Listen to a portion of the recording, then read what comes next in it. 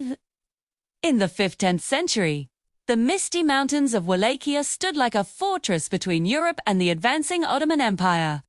Its ruler, Prince Vlad, was not the strongest of kings. His army was smaller, his castles worn, his people weary.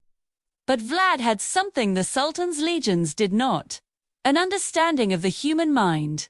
The Turks called him Kazakak Batha, Impaler Lord. But that name was more than a tale of cruelty. It was his greatest weapon.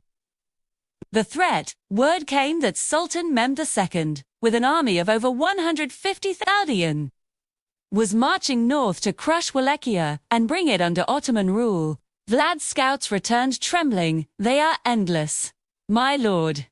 His generals begged him to surrender. "We cannot win against them by force," said Captain Stoica, his oldest friend. Vlad only smiled, his eyes sharp as daggers. "Then we will not fight them by force. We will fight them by fear." The Night of Mirrors. The first strike came not with swords, but with phantoms. As the Ottoman scouts approached the border, they found villagers' deserted tables, still set fires still burning, animals wandering loose. At night, they heard drums echoing from the forests, voices chanting strange hymns. When they entered the woods, they saw hundreds of mirrors hanging from trees, reflecting torchlight and movement. The soldiers fired arrows at their own reflections. Vlad's men laughed quietly from the shadows. The river of corpses. The next morning, the Ottoman vanguard reached the Dambovika River. The current was thick with floating Bodas Turkish soldiers impaled on stakes, their armor glinting in the sun. But these were not recent kills. They were corpses taken from earlier skirmishes, arranged deliberately. A banner hung above them, reading, "This is how the night greets you." Terror rippled through the ranks. Rumors spread that Vlad consorted with demons, that his shadow could move without him, that even the dead fought for him.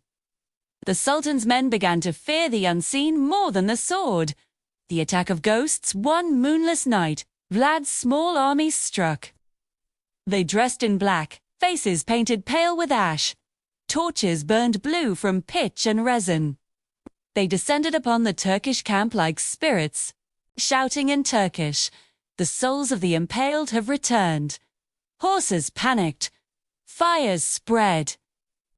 In the confusion, thousands fled, some into the forests, others into the marshes, never to be seen again. By dawn, Vlad had disappeared into the mist, leaving behind only whispers and a burning field. The forest of the impelled. When the Sultan himself finally reached Hargavik, he halted in horror. Boars. Before the city walls stretched a forest of 20,000 impaled soldiers, Ottoman captives arranged in perfect rows, swaying in the wind. The stench was unbearable. The invincible Mehmed whispered, "How can we conquer a man who conquers death itself?" He ordered a retreat. Epilogue. Wallachia was saved not by armies or fortresses, but by the mastery of fear. Vlad knew that terror spreads faster than any sword and weighs heavier than any shield. He had turned the battlefield into a theater of the mind, where horror itself became his ally. To his enemies, he was a monster. To his people, he was a savior. To history, he was Vlad the Impaler, the man whose psychological warfare saved his kingdom.